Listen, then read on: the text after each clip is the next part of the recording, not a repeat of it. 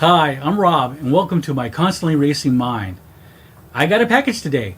This is from the on-demand book printer, Lulu.com, and inside this package is the 9 Gates of the Kingdom of Shadows. This is a book, this is the MacGuffin that Johnny Depp is chasing after in the film The Ninth Gate. Directed by Roman Polanski and released in 1999, this is not a weathered replica. This is a printed book with a modern binding that would be a good start for a prop from one of my favorite movies. So, let's go take a look.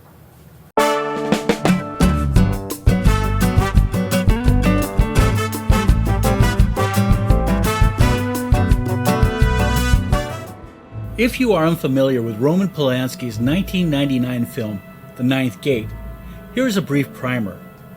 The protagonist, Dean Corso, played by Johnny Depp, is an antique book buyer, seller, and authenticator, hired by Frank Langella's character, Boris Balkan, a celebrated antique book collector.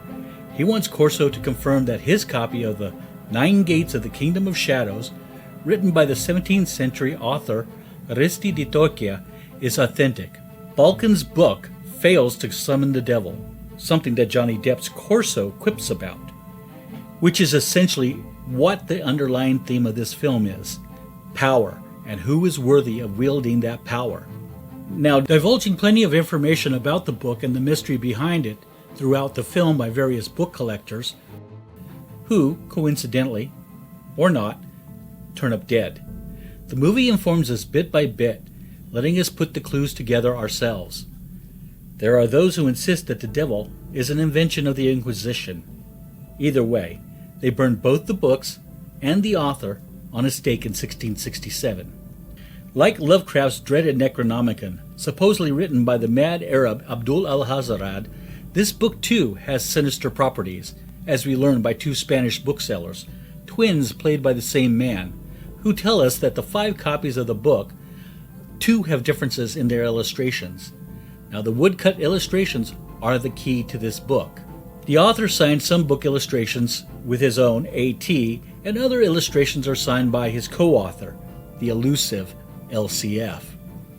Helping Corso in his quest is a mystery woman with striking green eyes, simply known as the Girl. You never really know if her intentions are good or bad. At best, blurry. Played by Emmanuelle Signia, Polanski's wife, she guides and protects Corso as he unravels this mystery, with the book, which, as I mentioned, serves as a MacGuffin at the center of this film. So here's the package. I'm going to open it up carefully. I don't want to cut any of the binding. This actually took like about a week and a half, no more than a week to actually show up. And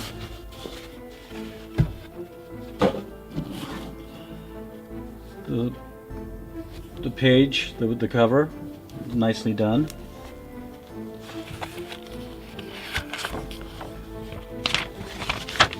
My invoice. How much did I pay for this, by the way? I paid. How much did I pay? Does it say?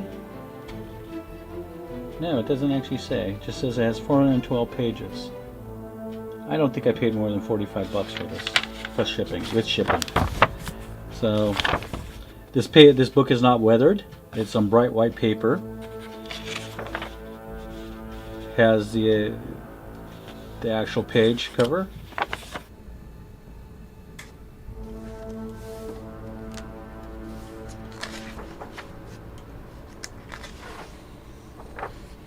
The book that this film is based on, the Club Dumas, written in 1993 by Spanish novelist Arturo Pérez Reverte, his book is very detailed and has a lot to do with the French writer Alexandre Dumas of the Three Musketeers, the Corsican Brothers, and the Count of Monte Cristo fame.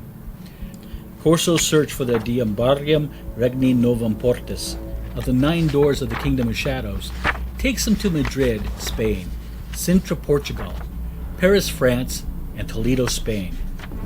Now, some say there are many Hermeticism, gematria, and Masonic esoteric knowledge embedded in this film. Others say that the woodcuts form a mystical tarot. But the problem for Balkan is that his copy has some woodcuts marked with LCF and some with AT for Aresti di Torquia. He assumed that one of the other two books have all the images signed with the mark of Lucifer. What Corso finds is that the other two books have the same problem, but with different woodcuts with LCF. Corso reports this. Balkan wants the copy so he can have a complete set and wants Corso to do whatever is necessary and is ready to pay. Now Corso demurs and Balkan is forced to do the dirty work himself.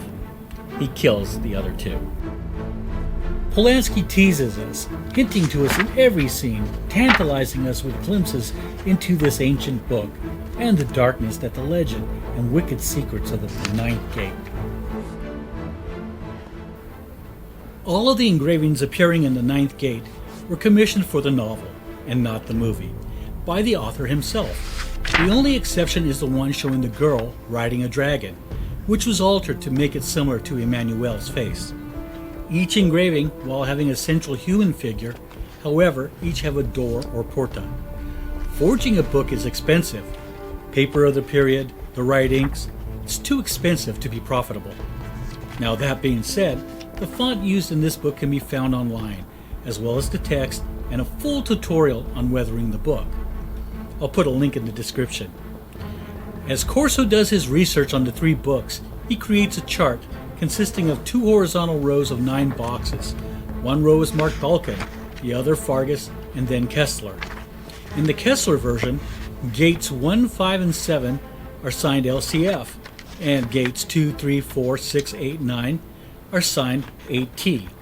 While in Fargus's version, 2, 4, and 6 are signed LCF, while the rest are signed AT. Finally, in Balkan's versions, gates 3, 8, and 9 are signed LCF, while the others, of course, are AT. The goal, of course, is to get them all to be LCF. In chapter 17 of the book of Revelations, verses 3, 4, and 5, so he, the angel, carried me, St. John of Patmos, carried me away in the spirit into the wilderness, and I saw a woman sit upon a scarlet-colored beast, full of names of blasphemy, having 7 heads and 10 horns.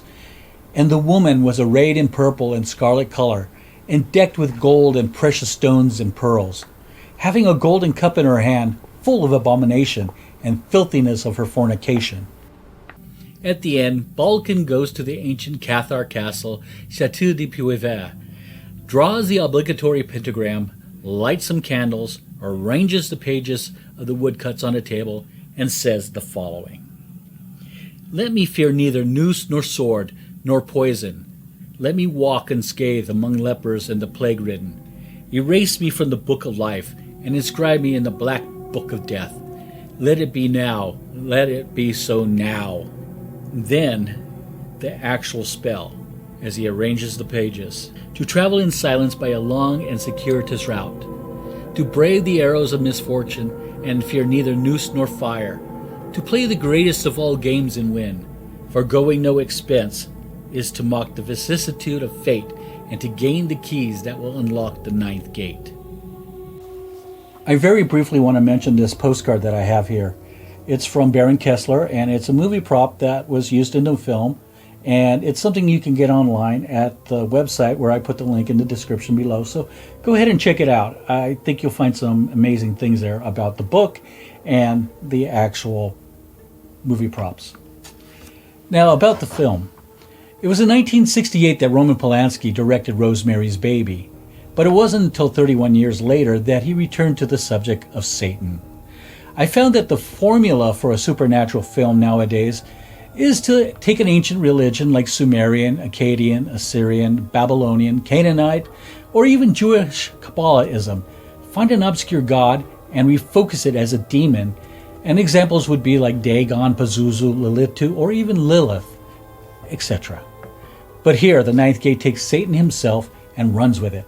Roman Polanski and screenwriter John Brown John take Arturo Perez Reverte's novel The Club Dumas and distills it down to a single narrative, rather than dividing the plot and the viewer's attention on a missing chapter of Alexandre Dumas' novel, The Three Musketeers.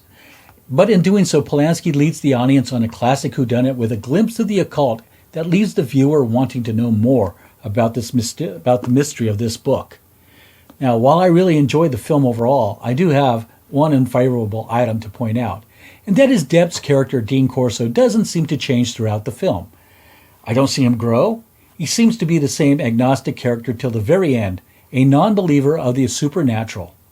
Now, Depp plays this role very low-key and serious, and that may be why we don't detect any change in character. But as I have watched this movie over and over throughout the years, I begin to believe that the character of Dean Corso is not who we think he is. So, I hope you liked this video. If you did, please give it a thumbs up. If you haven't subscribed, please do so, as I have many more movie prop videos and fan builds coming up. Now, either way, please leave me your comments. So even though our country is struggling to reopen our economy, please do so safely. So thanks for watching, and I hope to see you in the next video.